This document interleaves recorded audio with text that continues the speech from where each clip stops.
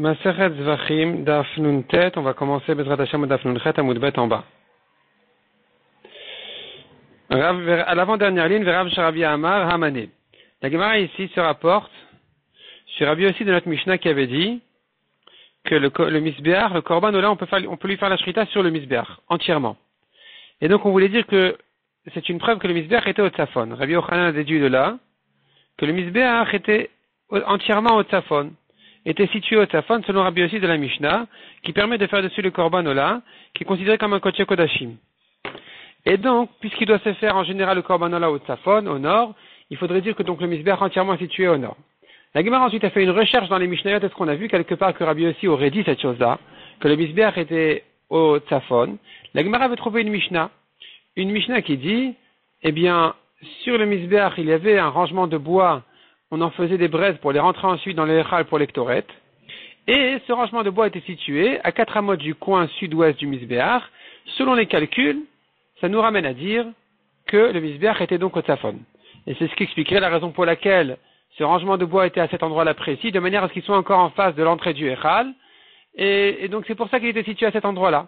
Donc nous avons enfin une Mishnah qui pense que le Misbeach était au Tzafon, et la Gemara le met en rapport avec une Braïta où Rabbi aussi dit clairement que le rangement des bois d'Ektoré devait être proche de l'entrée du Echal. Et donc finalement la Gemara veut démontrer de là que selon Rabbi aussi, le Misbeach était au Tzafon. La Gemara repousse ici et nous dit non.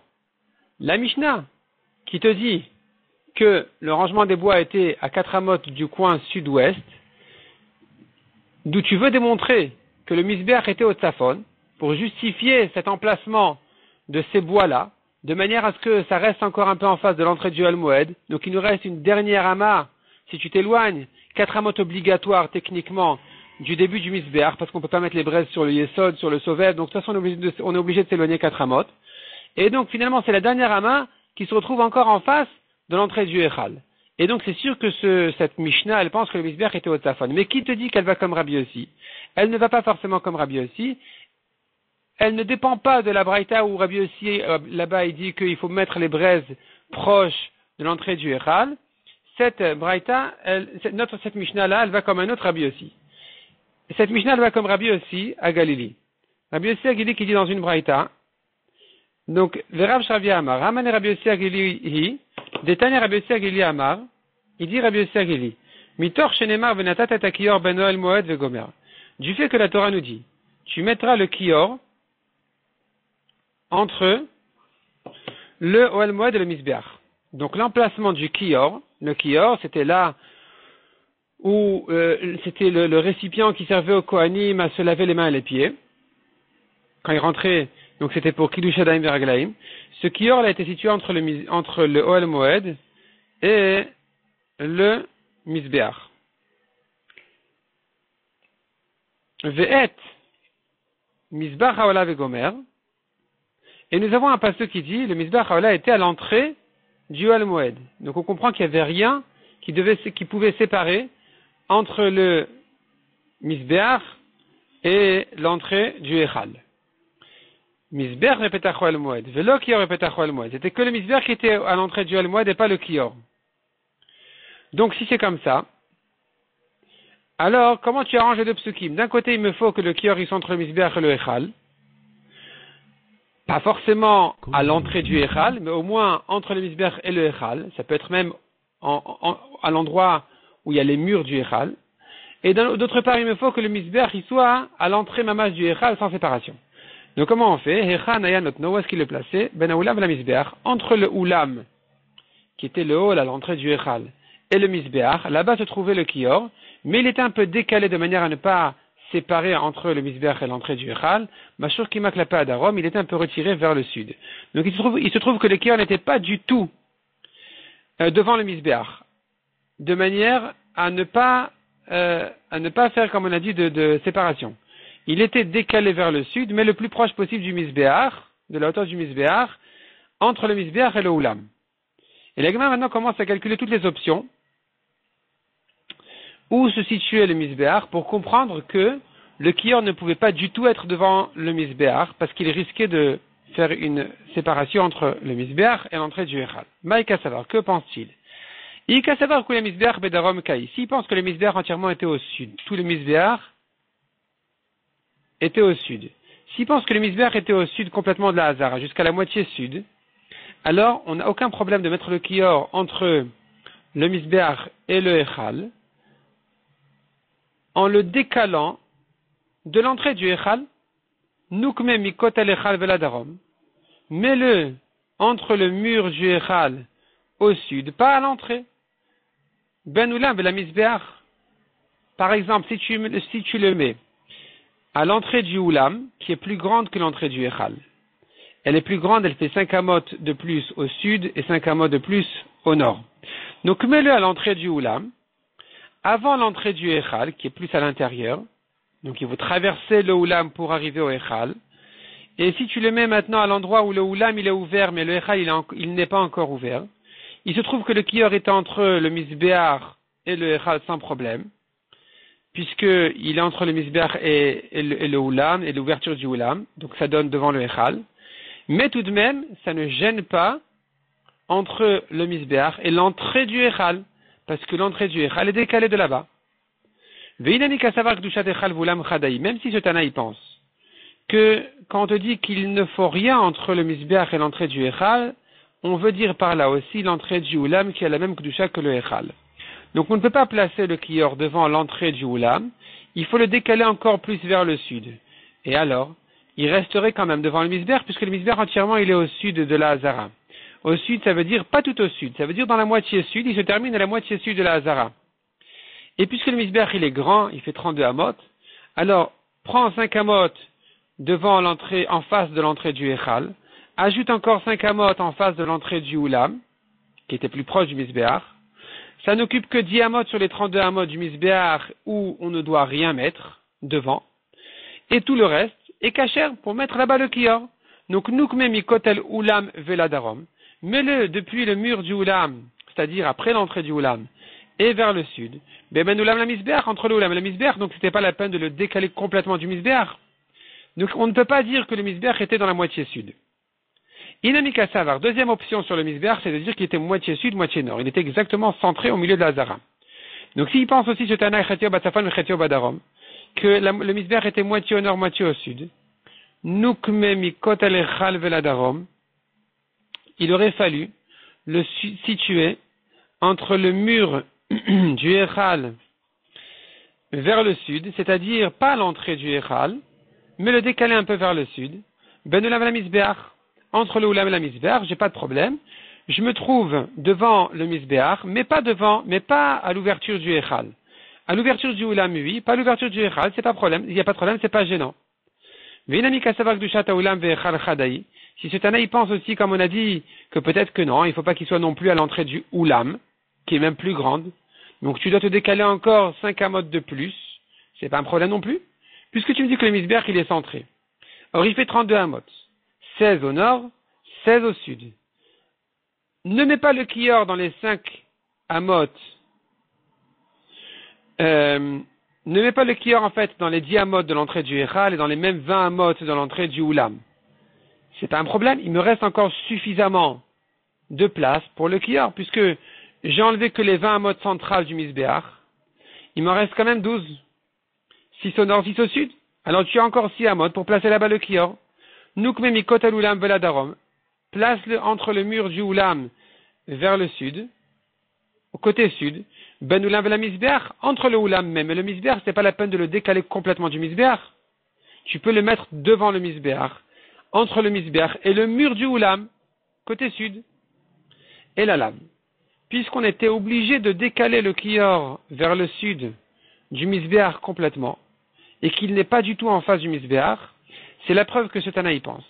Mishum de Kassavar Kule Misbeach Betzafon. Le Misbeach entièrement, il est au nord. Il commence à la moitié nord du Misbeach. Et il va vers le nord. Il est entièrement dans le nord du Misbeach. De la Hazara, pardon. Tout le Misbeach, il est dans le nord de la Hazara. Et donc, c'est comme ça. Kinami Mukumatla Mikot Alechal Vela Tzafon.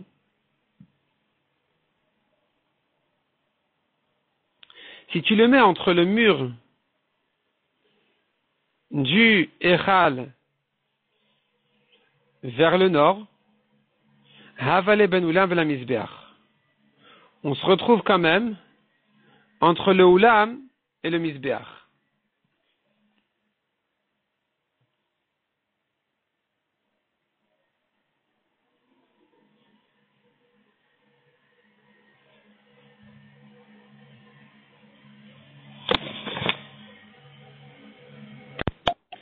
La Gemara ici en fait, elle fait allusion elle vient répondre en fait à un problème.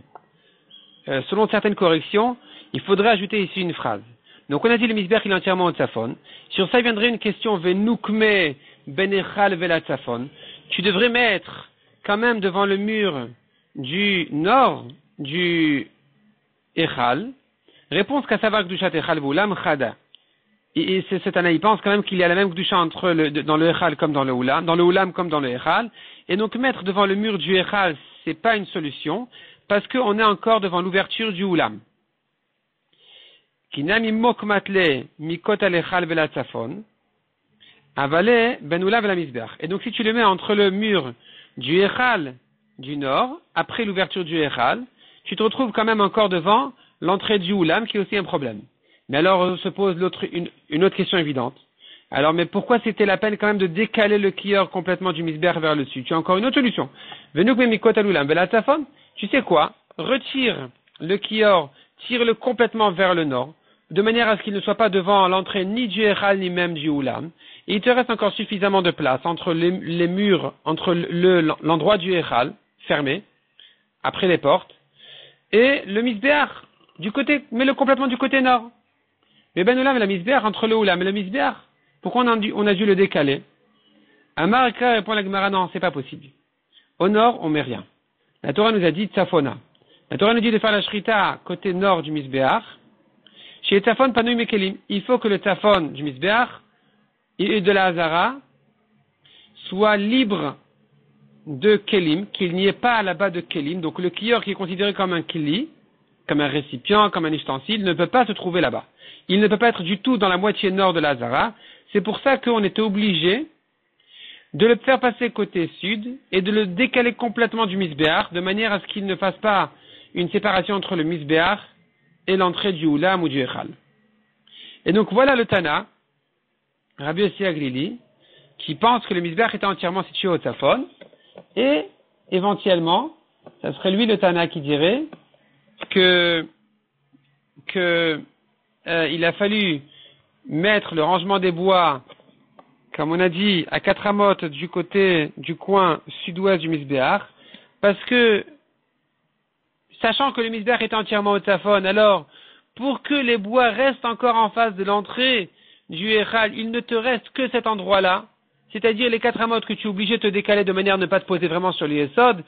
Si tu te décales des 4 amotes obligatoires, il te restera une dernière amas où encore ce rangement de bois sera en face du Echal.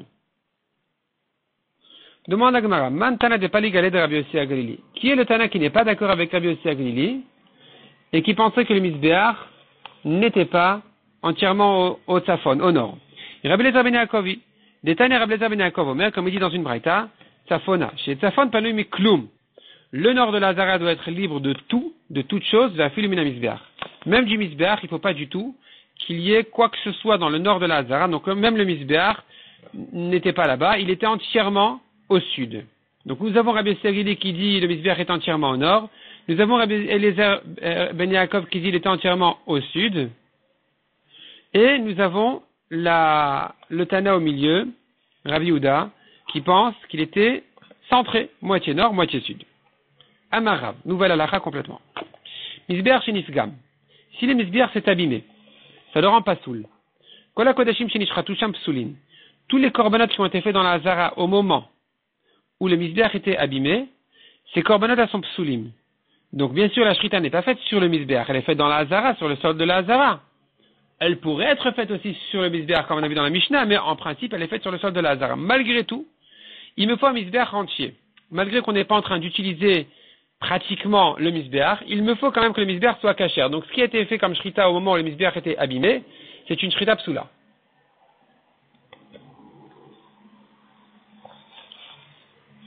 Ou mikra haya beyadenu shrachnu. Rav dit, on avait une preuve d'un pasouk, mais on l'a oublié. La Gemara dit, qui salik Rav Kahana, quand il est monté Rav Kahana de Bavel, Ashkechel Rabbi Shimon Berabi, il a rencontré Rabbi Shimon, le fils de Rabbi Uda Anassi, Rabbi Shimon Berabi aussi, il disait au nom de Rabbi Ishmael, Mina il a misber chez Nifgam, d'où je sais que quand le misber s'est abîmé, chez Kol HaKodashim chez Nichratou Sham Psulin, tous les korbanot qui ont fait la shrita, à qui on a fait la shrita à ce moment-là, sont psulim, chez les mar vezavarta, la vetelotecha vetchelamecha. Dans le passage c'est écrit, tu feras la shrita sur le misbeach, de tes olot et de tes shlamim. Vechi ala vatazover, est-ce qu'on ne fait la shrita, on fait la shrita sur le misbeach, on l'a fait sur le sol de la hazara. Et là, donc que veut dire le pasuk? Kshu shalem velo kshu chaser. Quand le misbeach est entier, pas quand il est incomplet, pas quand il est abîmé. Donc quand on te dit sur le misbeach, ça veut dire sur le fait qu'il y a un misbeach à côté, tu te permets de faire la shrita. Si le misbeach n'est pas bien, tu ne peux pas faire la shrita des korbanot. Amar, donc il s'est souvenu Rav Kahana, et il a dit oui effectivement, Aïnouka de Ishtemit el Rav. Enfin il s'est pas souvenu, mais il a dit ça doit être sûrement ça le pasuk que Rav avait oublié. La dracha qui nous permet d'apprendre cette halakha de dire que si le misbeach n'est pas caché, on ne peut pas faire la shrita même sur la hazara. Mais Rabbi Yochanan Amar, Rabbi Yochanan dit, non seulement la shrita, elle est psoula quand le misbeach était pasoul, mais même un korban qui avait été déjà rendu ekdesh au moment où le misbeach était pasoul, et on ne lui a fait la shrita que quand on a réparé le misbeach, il est quand même pasoul. Il ne faut pas, tous les korbanot qui ont été reconnus comme korban, même vivants, au moment où le misbeach était pasoul, ils sont tous psoulim, tu ne peux pas leur faire la shrita même après que tu vas réparer le misbeach. Il faut tous les éliminer. Le Rabbi Yochanan Amar, donc il dit Rabbi Yochanan, aussi bien les korbanot à qui on a fait la shrita que ceux qui étaient vivants à ce moment-là, psoulin, ils sont tous pasoul quand le misbeach était, quand ils ont connu le misbeach pasoul. Mais maï pligé, quel est le fond de leur marloquette? Rav savar balei chaim enan nidachim. Rav y pense. Un animal vivant n'est pas repoussé. C'est-à-dire, si le misbeach était pasoul quand le korban était encore vivant, alors on va pas dire ça y est, ce korban-là, il faut le rejeter, il est pasoul. On va pas dire ça. Enan nidachim, non, on ne le rejette pas. Et donc, puisqu'il est encore vivant, au moment où on a réparé le misbeach, c'est bon, tu lui fais la shrita. Mais Rabbi Yochanan Amar, Rabbi Yochanan savar balei chaim nidachim. Selon Rabbi Yochanan, même un korban, même un animal vivant qui a connu un moment de psoul, on ne dit pas que si le psoul est passé, alors tu récupères le korban est récupéré. Non, il a connu le moment du psoul, c'est fini, il est éliminé complètement. Metive la Gemara objecte, elle objecte Rav. Kol HaKodashim shayu, atchelon ivna misbeach, tous les korbanot qui ont déjà été rendus ekdesh avant la construction du misbeach, puis ensuite on a construit le misbeach psoulin, tu ne peux pas les faire. Donc tu vois, d'abord la Gemara demande, Nivna, tu veux me dire, tu me parles de korbanot qui ont été ekdesh avant même d'avoir construit le misbeach, de chuyin meikar aninu. Ils ont été a priori repoussés. Ils ont été, depuis le début, ils ont été pasoul. Depuis le moment où on les a rendus ekdesh, ils ont eu un problème. Donc là, dire qu'ils sont psoulim, ça rentre dans une marloquette sur dachouy meikara. Si je rends ekdesh quelque chose qui, depuis le moment du ekdesh, il a un problème, il ne peut pas être ekdesh dans ces conditions-là, est-ce que je dis, bon, ça y est, définitivement, il est rejeté, ou non? Donc, pour ne pas rentrer dans cette question-là, qui est une marloquette, il vaut mieux dire autrement. Et là, il faut dire plutôt que le cas ici, il est différent. Atchelon erasamisbeach. C'est-à-dire, tous les korbanot qui ont connu le misbeach avant la destruction du Beth Amikdash, le premier Beth Amikdash, ces korbanot-là sont psoulim au deuxième Beth Amikdash. Donc, tu vois que même s'ils étaient vivants, ils ont connu un psoul, c'est fini, on ne peut plus les récupérer ensuite. La Gemara dit, mais ce cas-là, il est impossible. Neras, tu me parles de la destruction du premier Beth Amikdash et tu veux les sacrifier au deuxième. Haïzkoun Léou. Ils ont déjà vieilli, c'est des bêtes qui ont déjà 70 ans, de quoi tu parles? C'est pas possible de les sacrifier. Et là, Atchelon Ifgam Misbeach. Il faut dire que le cas, il est non. il y avait un korban vivant, le misbéach est devenu pasoul, il s'est abîmé, donc eux, ils ont été kadosh avant que le misbéach s'est abîmé, et le misbéach ensuite s'est abîmé, psoulin.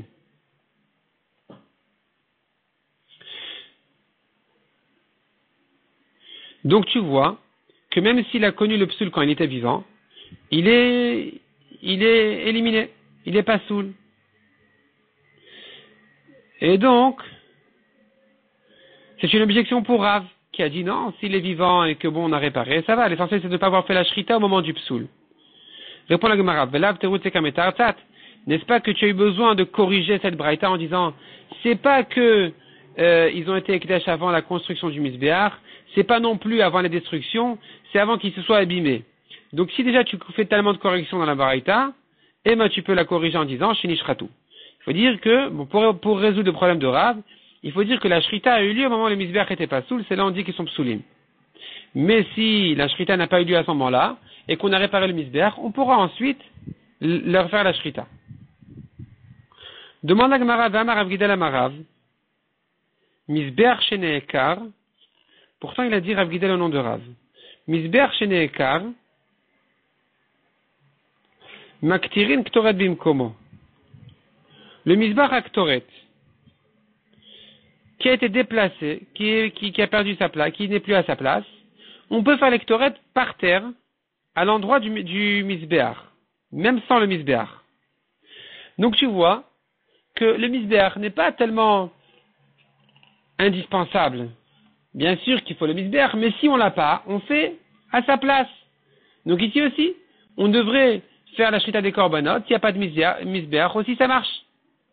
Donc même quand quand le misbéach il est là mais qu'il est abîmé, il n'y a pas de problème non plus. On répond à la Gemara Kedem Marava. Il faut dire, en fait, la comparaison entre l'ektoret et le misbéach, elle n'est pas bonne.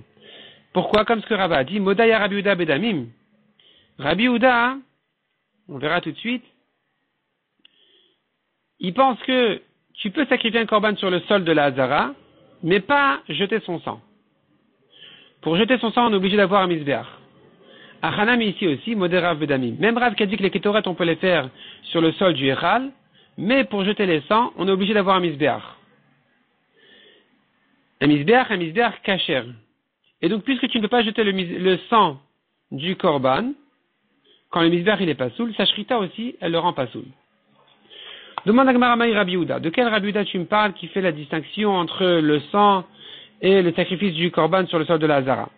Des Tanya, nous avons une braïta sur le pasuk qui dit Bayamahu Kidash Amelech Torechatza Vegomer.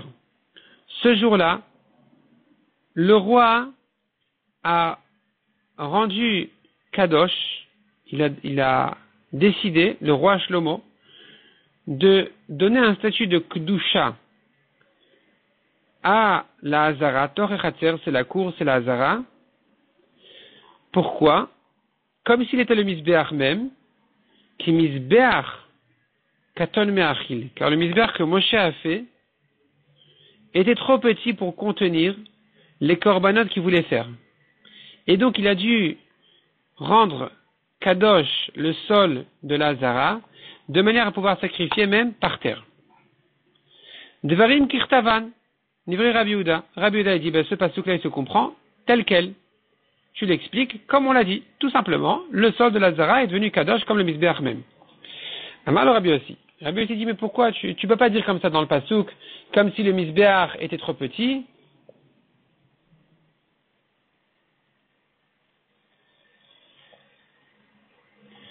Et que donc il a fallu être magdish le sol de la Hazara, c'est pas possible.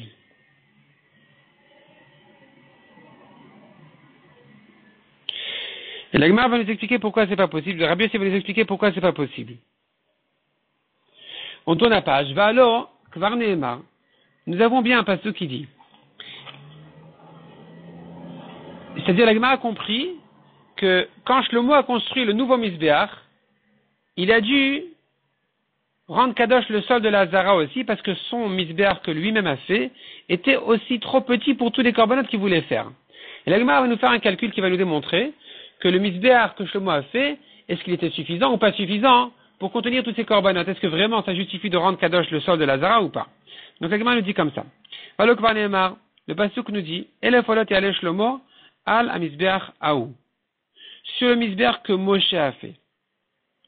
Avant de construire le Beth Amikdash, Shlomo a utilisé encore dans la ville de Giv'on le mizbeach de Moshe, le premier mizbeach qui était dans le Mishkan. Il a sacrifié sur ce mizbeach-là 1000 olot en un jour. Or, ce mizbeach-là était assez petit, parce que le mizbeach entièrement, le mizbeach, il faisait 5 amot sur 5 amot. L'Egmar va nous faire tous les calculs, que comme quoi, si, dans ce mizbeach-là qui faisait en tout 5 sur 5, et que donc l'endroit du feu n'était que une amas sur une amas, parce qu'il faut enlever de chaque côté une amas de granot, une amas pour les kohanim, donc il te reste qu'une amas sur une amas, et tu peux faire dessus 1000 olot, alors sur le mizbeach que Shlomo a fait, il n'y a aucun problème de faire tous les korbanot qu'il voulait faire. Veilou, la Gemara nous dit, Bevet Olamim, ou Omer, dans le Bet Amikdash, sur le mizbeach de Shlomo, le pasuk dit, Vaizbach Shlomo et Zevach Hashlamim Asher Zavach Lashem, Shlomo a sacrifié des korbanot Shlamim, Bakar Esrim Ushnaim Elef, 22 000 taureaux, Vetson, et la suite du pasuk, c'est encore Vetson Me'av Esrim Elef, et des moutons, 120 000. Donc tu as 120 000 moutons, et 22 000, ça fait 142 000 en tout. C'est pas beaucoup. Rabbi aussi, il dit, 142 000, c'est quoi le problème? Mais que Shatamagi à la Cheshbon, les Cheshbon olot ou le minyan amot, si tu calcules le nombre de olot qu'il a fait sur le misbeach de Moshe, pour les amot qu'il avait là-bas, vis-à-vis des korbanot qu'il a à faire ici, sur les amot qu'il a ici, alors, Zegadol Misé, le misbeach de Shlomo est plus grand que ça. Si sur une amas de Moshe, il a pu faire 1000 olot, alors sur le misbeach de Shlomo qui était bien plus grand, il a largement de quoi faire ces 142 000, puisqu'il était bien plus que 142 fois plus grand que le misbeach de Moshe.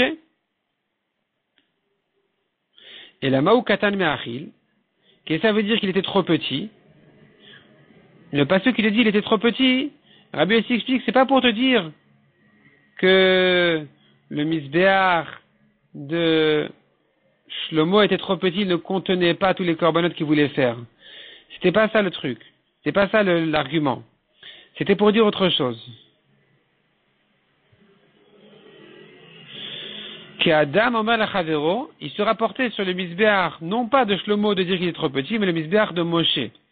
Ploni Nanasu. Quand tu dis qu'il était trop petit, c'est pour te dire c'est fini, on a fini avec ce misbeach là, il est petit, il est devenu pasoul, on ne peut plus l'utiliser. Ou pasoul avoda. C'est comme si tu dis sur quelqu'un que, celui-là, il est petit. Il est petit, tu veux pas dire qu'il est petit de taille. Tu veux dire, il est petit, il est pasoul. On l'a rendu pasoul. Pasoul pour la avoda. C'est une manière propre de dire qu'il est pasoul sans donner la raison. Ici aussi, le pasoul vient nous dire que quand Shlomo a construit son misbeach au Beth Amikdash, avec ça, il a rendu pasoul le misbeach de Moshe.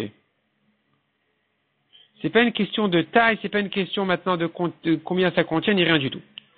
Donc nous avons ici une marloquette, Rabbi Yehuda qui dit le misbeach de Shlomo était trop petit, et Rabbi aussi qui dit non, il n'était pas trop petit. Donc selon Rabbi Yehuda, Shlomo a dû sanctifier le sol de manière à pouvoir sacrifier sur le sol de la Hazara. Le Rabbi Yehuda demande à Gemara Shapir, qu'un Rabbi aussi, il a bien raison Rabbi aussi. Il a raison, il a fait un calcul très clair. Que comme quoi, le misbeach de Shlomo pouvait bien contenir même 400 000 korbanot, parce qu'il était 400 fois plus grand que, dans sa surface, que celui de Moshe, qui n'avait qu'une amas sur une amas pour le feu, alors que celui de Shlomo, il avait 400 amot carrés en tout.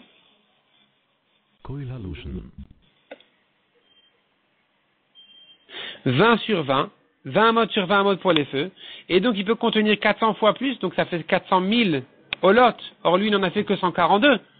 Donc pourquoi tu me dis que c'est trop petit? Le misbeach de Shlomo il peut contenir facilement les 142 000, même 400 000 il peut contenir. Je reprends la Gemara à Rabbi Yehuda l'état, mais en fait Rabbi Yehuda, lui, il va les shitato, il suit son opinion. De Amar il a dit, comme il a dit ailleurs, misbeach shasa Moshe gadolaya. Ne crois pas que le misbeach que Moshe a fait ne faisait que 5 amot sur 5 amot, qui ne te laisse qu'une amas sur une amas pour le feu. C'est pas comme ça. Le misbeach de Moshe faisait bien plus que 5 sur 5 amot, et donc si tu feras ensuite le calcul, tu vas effectivement comprendre et justifier le calcul de Rabbi Yehuda qui a dit, c'est vrai, il était trop petit le misbeach de Shlomo pour contenir toutes ces 142 000 korbanot. Et quel est le calcul? Donc, comment était la surface du premier misbéach d'après Rabbi Yehuda? Détania. La Braïta nous ramène le pasuk sur le misbéach qui dit, le premier misbéach, donc le misbéach de Moshe. Chamesh amot orer vechamesh amot rochav. Le pasuk nous dit, le misbéach fait 5 amot sur 5 amot. Dvarim kirtavan ive Rabbi Yossi. Selon Rabbi Yossi, c'est 5 sur 5, comme on l'a dit. C'est pour ça que Rabbi Yossi se permet de faire ce calcul-là en disant, mais si c'est 5 sur 5, il te reste plus qu'une amas pour le feu, et donc le misbéach de Shlomo qui en avait 20 sur 20, il contient 400 fois plus. Donc il pourrait contenir même 400 000. Mais Rabbi Yehuda n'est pas d'accord. Rabbi Yehuda Omer Nehemar Kan Ravua. Rabbi Yehuda dit, quand on te dit ici sur le misbéach qui faisait 5 sur 5, eh bien ici on te dit, il était carré. Venemar el Alan, et sur le misbéach à Pnimi, misbéach Aktoret, c'est écrit aussi Ravua.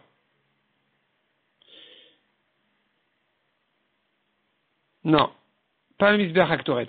Pardon. Et on a dit sur le misbéach de Moshe, il était carré. Et sur le misbéach du Bet Hamikdash aussi, on te dit qu'il était carré. Ma'alalan mem tsaïta yamoded. De même que sur le misbéach du Bet Hamikdash, quand on te donne ces mesures, on commence à mesurer du centre du misbéach. Afkan mem tsaïta yamoded. Là-bas, le pasuk nous dit, le misbéach dans le Bet Hamikdash faisait 12 sur 12 amot. Il était carré. Ces 4 quarts faisaient 12 sur 12. En fait, ces 4 quarts faisaient 12 sur 12, ça veut dire que quand je dis 12 sur 12, c'est que le quart du misbéach. Et lui, il faisait en fait le double 24 sur 24.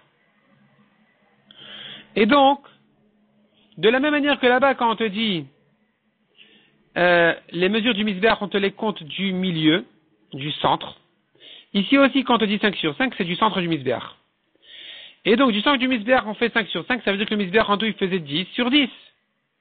S'il faisait 10 sur 10, enlève une amas pour les kranotes, une amas pour les kohanim qui marchent dans le misbéach de Moshe. Il te reste, pour les feux, 6 sur 6 amot, 36 amot carrés. Sur ces 36 amot carrés, Shlomo a fait avant la construction du Bet Hamikdash, il avait sacrifié sur ce premier misbéach 1000 olot. Et donc, sur maintenant le misbéach de Shlomo, il n'y aurait la place que pour 11 000 olot. Il était 11 fois plus grand que ça. Or, lui, il a fait 142 000.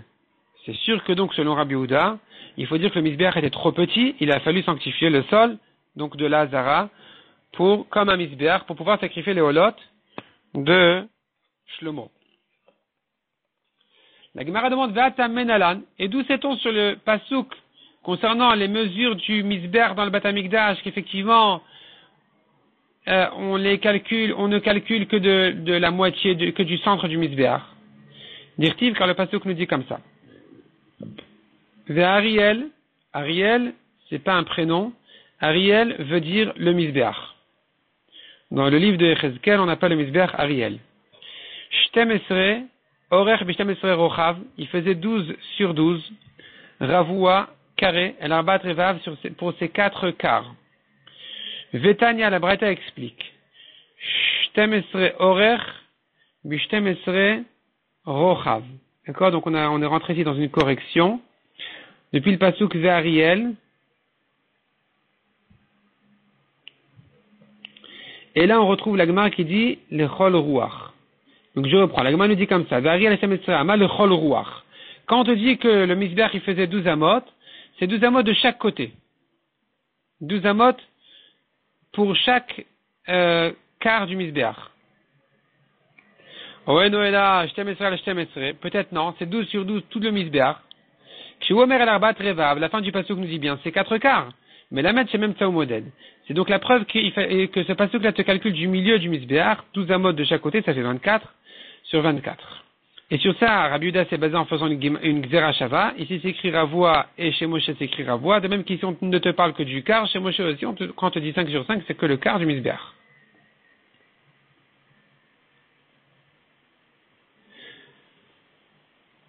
Mais Rabbi aussi, qu'est-ce qu'il fait Rabbi aussi la Gzera Shava de Ravua à Ravua? Qui gama Gzera Shava de Gova ou de Gamir. La Gzera Shava, il l'utilise pour la hauteur du misbéach. Détania. Veshalosh amot komato. La Torah nous dit sur le misbéach dans le Mishkan, le misbéach de Moshe faisait 3 amot de hauteur, Dvarim Kirtavan livré Rabbi Yehuda. Rabbi Yehuda te dit, 3 amot, c'est bien 3 amot de hauteur, pas plus. Rabbi aussi Omer. Rabbi aussi, c'est là où Rabbi aussi il se réveille avec la Xera Shava. C'est là où Rabbi aussi nous ramène sa Xera Shava. Et il dit non. Neemar kan Ravua venemar lalan Ravua. C'est écrit ici Ravua. Et donc ici sur le Misbeach Achiton, c'est écrit Ravua. Et c'est écrit sur le Misbeach Aktoret aussi. Ravua. Donc il fait pas la Xera Shava avec le Ravua du Bet Amikdash. Il fait plutôt la Xera Shava avec le Ravua du Misbeach Aktoret. Et il compare en disant Mal alan govo pishnaim keorko. De même que le Misbeach Aktoret, sa hauteur était le double de sa largeur, sa longueur, parce qu'il faisait une ama sur une ama, mais il faisait 2 amot de hauteur. Afkan ici aussi, Pishnaim Keorko. Ici aussi, donc c'est le double de sa hauteur, de sa longueur. Donc s'il faisait 5 sur 5, selon Rabbi aussi, qui pense qu'il ne faisait que 5 sur 5, tu dois mettre le double de ça pour la hauteur, donc il faisait donc 10 amot de hauteur. Et de là commence un grand débat entre Rabbi Yehuda et Rabbi Yossi. Est-ce possible de dire que le Misbeach faisait 10 amot de hauteur? Amar et Rabbi Yehuda, il lui demande Rabbi Yehuda, Efchar, si on efface la parenthèse, est-ce possible? En fait, il vaut mieux dire la parenthèse. Valo kvar nemar vetechater me'ama. La cour du Mishkan faisait 100 amot, vegomer hamesh amot, vegomer. Et la hauteur des toiles qui servaient comme mur tout autour du Khatser, du Mishkan, faisait 5 amot. Et toi, tu me dis que le Misbeach, il faisait 10 amot. Donc, il se trouve que le Kohen qui est sur le Misbeach, tout le monde le voit, d'en bas. Est-ce possible que le Kohen, il est sur le Misbeach d'Avoda Biado? Il fait sa Avoda là-bas. Et tout le monde le voit de dehors. C'est pas le kavod de l'Avoda que ce soit comme ça visible. Dans le désert, tout le monde voit ce que le Kohen y fait, ça c'est pas normal. Amal Rabbi aussi. Rabbi aussi repousse l'objection de Rabbi Yehuda. Il lui dit, regarde. Le pasuk dit bien. En fait, c'était un filet tout autour du Khatser. Les toiles étaient une espèce de filet. En tout cas, c'était les rideaux, disons. Les rideaux autour du Khatser, qui était la cour du Mishkan. Et Vetmasar Shari Khatser. Et le rideau qu'il y avait à l'entrée aussi du Khatser. Achar la Mishkan va la Misbeach. Qui était sur le Mishkan et sur le Misbeach. Donc ici, ce passage qui a été dit, le Mishkan, il couvrait, c'était des rideaux qui étaient devant le Mishkan et devant le Misbeach. Tu as une comparaison entre le Mishkan et le Misbeach. De cette comparaison, tu apprends ma Mishkan et Seramot, Af Misbeach et Seramot. C'est une preuve de plus. De même que le Mishkan faisait 10 amot de hauteur, le Misbeach aussi, c'est-à-dire de même que le Mishkan avait besoin d'être entouré de rideaux qui faisaient 10 amot de hauteur parce que lui-même faisait 10 amot, de la même manière le Misbeach aussi avait une nécessité d'être entouré de rideaux qui faisaient 10 amot. Donc, ça s'arrange bien avec ce qu'on a dit, que le Misbeach faisait lui-même 10 amot. Veomer, et le passage qui dit, nous avons encore un passage qui dit, Klaim Chamesh Esre. Les rideaux, ils faisaient Chamesh Esre Ama la Katef, 15 amot. 15 amot, à l'épaule. C'est-à-dire à côté de l'entrée du Khatser. Les Klaim faisaient 15 amot. D'après lui, c'est 15 amot de hauteur. Pas 15 amot de largeur. Et donc, s'il faisait 15 amot de hauteur, alors tout autour du Khatser aussi, il y avait 15 amot de hauteur de rideau. Et donc, quand le Kohen, il est sur le Misbeach, il est invisible. Parce que le Misbeach, il fait 10 amot. Le Kohen donne lui 4 amot, et il est couvert par les rideaux. Uma Talmud Omar Chamesh amot. Alors pourquoi on a dit que les rideaux ils faisaient 5 amot, ils faisaient 15? Misfat, Misbeach ou les Mala. Les 5 amot étaient dépassés du Misbeach. Et donc Uma Talmud Omar Veshalash amot Komato. Que veut dire le pasteur qui a dit 3 amot la hauteur du Misbeach, alors que nous on est en train de dire qu'il faisait 10 amot? Misfat, Sovev ou les Mala. Misfat Sovev ou les Mala, c'est-à-dire que depuis le Sovev, qui était sur le Misbeach, c'est une espèce de décoration tout autour du Misbeach, comme une ceinture autour du Misbeach. Depuis le haut du Sovev jusqu'à la fin du Misbeach, il y avait encore 3 amot, mais en tout il faisait 10 amot. Et donc Rabbi aussi n'a aucun problème de s'arranger avec la Xera Shava de Ravua à Ravua, il l'utilise donc pour la hauteur du Misbéach, mais Rabbi Yehuda, comme on a dit, Rabbi Yehuda qui Gamir Xera Shava, pour lui la Xera Shava de Rabbi Yehuda de Ravua à Ravua, de Orba ou de Gamir. Il l'utilise pour la largeur du Misbéach, pour dire que les 5 sur 5, c'est pas vraiment 5 sur 5, c'est que le quart du Misbéach qui fait 5 sur 5, mais le Misbéach en tout il faisait 10 sur 10, et de là on en est arrivé à tous les raisonnements qu'on a dit, puisque le Misbéach il faisait 10 sur 10, alors, puisque le Misbéach il faisait en tout 10 sur 10, alors il se trouve que tu avais 6 sur 6 pour les feux, ça fait en tout 36. 36 pour 1000 olotes, que Shlomo a fait dessus. Alors, si c'est comme ça, quand Shlomo va faire maintenant 142 000 olotes sur son Misbéach à lui, dans une surface de 400 amot carré, 20 sur 20, eh bien c'est trop petit. Il était obligé de sanctifier le sol de la Hazara. Demande à Gemara ou le Rabbi Yehuda Kamitrazé Kohen. Comment Rabbi Yehuda il résout le problème du Kohen qui est vu d'en bas, puisque les rideaux ne faisaient que 3 amot. Or le Misbéach d'après lui, même s'il fait 3 amot, le Kohen qui est dessus, eh bien il dépasse des rideaux, ça se fait pas, c'est pas normal qu'on le voit comme ça. Répond la Gemara des Kohen Mitrazé. C'est vrai qu'on voit le Kohen, on voit la tête du Kohen, mais cependant, Avoda de Biadol le Mitrazé. On ne voit pas l'Avoda qui est dans ses mains, parce qu'elle est couverte par les rideaux. Et donc, ça résout au moins, ça donne un minimum de discrétion et de tniout pour la avoda, et c'est suffisant selon Rabbi Yehuda.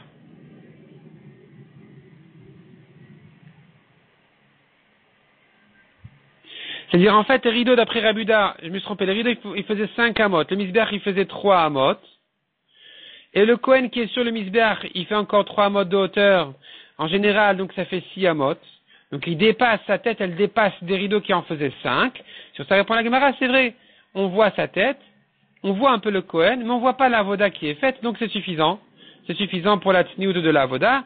Et donc Rabbi Yehuda il s'arrange comme ça, expliquer la hauteur du Misbéach qui faisait 3 et pas 10, les rideaux qui faisaient 5. Selon Rabbi aussi, la hauteur du Misbéach faisait 10 et les rideaux faisaient 15.